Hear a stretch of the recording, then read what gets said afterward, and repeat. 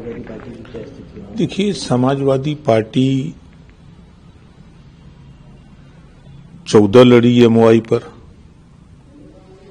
फिर 17 लड़ी, 19 लड़ी, 22 लड़ी, 24 लड़ी, और ना दिल्ली में सरकार बना पा रहे हैं ना यूपी में बना पा रहे हैं। तो एमओआई फैक्टर फेल हो गया है। तो अब किस आधार पे वो सरकार बनाने की बात कर रहे हैं? तो पीडीए का आधार ले रहे हैं। पीडीए उनके पास है कौन? उनके पास एक पीडीए हम बता दें जो जनाधार वाला नेता हो, कोई एक नेता बता दें। पीडीए की बात करते हैं, जब सरकार में आते हैं या सरकार में जब रहे हैं तो लेखपाल की भर्ती हुई तो अपनी जाति को चीन के लिए यादव को किया, ग्राम सेवक हुआ, सचिव हुआ, कानूनगो हुआ, एसडीएम हुआ, 86 में 56 एसडीएम अकेले यादव को बना दिया। यही पीडीए की बात है।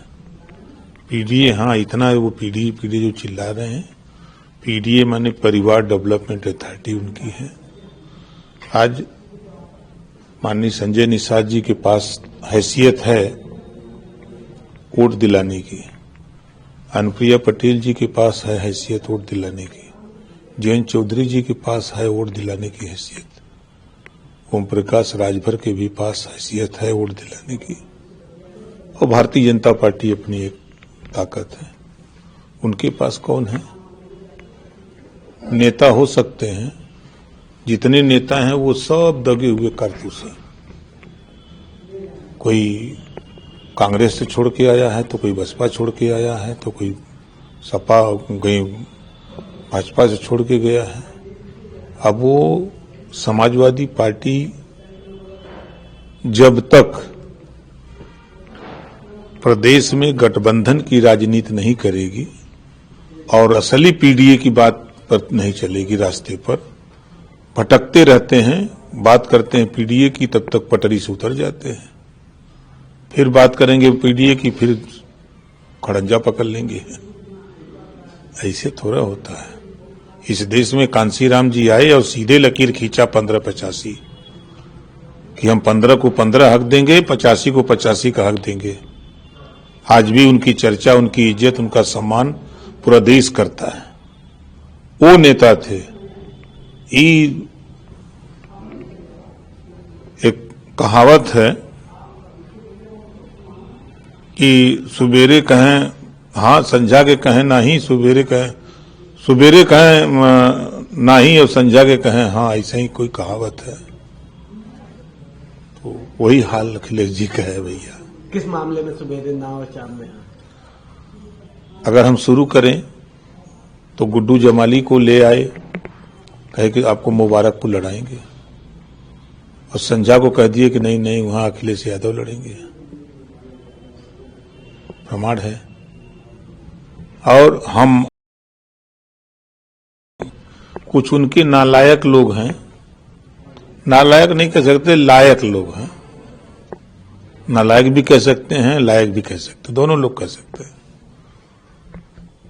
इन लोगों के पास अकल उकल तो है ही नहीं। अखिलेश जी ने हमको 16 को सीट दिया, और ये नालायक लोग बोलते हैं कि 16 सीटें बेच दी है। हम भी बेच दिए, पर हम लड़े तो हम किसको बेच दिए? अरविंद लड़े तो वो किसको बेच दिए? सुनील रघुवंशी लड़े तो वो किसको बेच दिए? और अखिलेश जी ने हम लोगों को करीब 6 महीना दौड़ाया। सवेरे कहें कि हाँ ठीक है हो जाए, सवेरे संझा कहें कि नहीं बात नहीं। अंत में उन्होंने वही किया कि बाबू रामपाल को भगा दिया, संजय चौहान को भगा दिया, प्रेमचंद प्रजापति को भगा दिया, बाबू सिंह कुशवाहा को भगा दिया, सारे लोगों को भगा दिया। हमारी मजबूरी थी। उन्होंने कहा कि हमारे सिंबल पर लड़ना पड़ेगा। हम कहे भैया हम तो नहीं लड़ेंगे, और सीटों पर लड़ा सकते हैं। तो बातचीत होते होते हमके भाई हम सिंबल पे नहीं लड़ेंगे, तो कहा तो हमारा प्रत्याशी होगा। तो हमने कहा चलो भाई यो देख ले। आज भी एक विधायक है जफराबाद का, देखिए सपा का झंडा, सपा का टोपी, पूरा सपाई बना है, लायक विधायक है। उस समय तो गिड़गिड़ा रहा था, रो रहा था, पैर पकड़ रहा था। तो आने वाले समय में क्या स्थितियां रहने वाली? देखिए समाजवादी पार्टी अभी 47 तक, तो मुलायम सिंह जी के देन मिल गया था उनके काम पर, बात पर कि ये मुख्यमंत्री बन गए। अब वो जमाना गया और देख रहे हैं कि देश में 40 दलों की मिलकर सरकार है।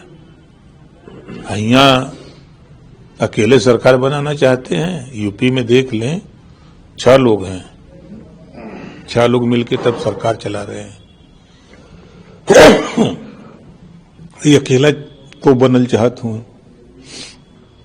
अब मुसलमान जा रहा है बसपा के साथ।